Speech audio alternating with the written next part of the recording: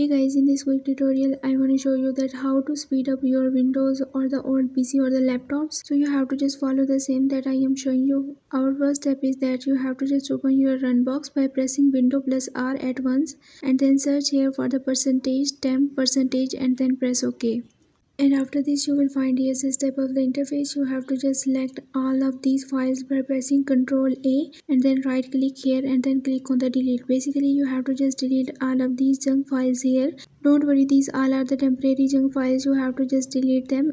If any file interrupt to delete, then you have to just click on the skip and leave it. So after completing this, you have to just close this window and again open your run box by pressing Window plus R at once. And now you have to just write here prefetch prefetch and then press OK.